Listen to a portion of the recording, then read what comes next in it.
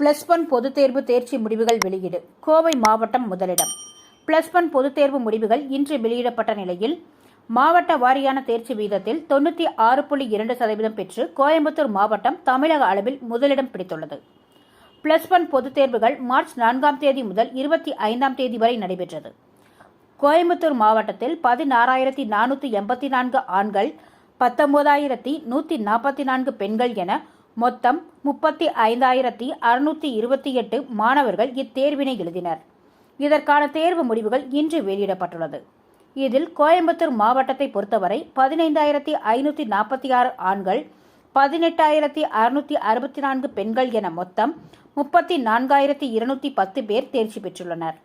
அதாவது 94.31% ஆண்கள், 97.49% பெண்கள் என மொத்தம் கோயம்புத்தூர் மாவட்டத்தின் தேர்ச்சி விகிதம் 96.2% தமிழக அளவில் முதலிடம் பிடித்துள்ளது. அரசு பள்ளிகளுக்கான தேர்ச்சி விகிதத்தில் கோயம்புத்தூர் மாவட்டம் 4வது இடத்தை பிடித்துள்ளது.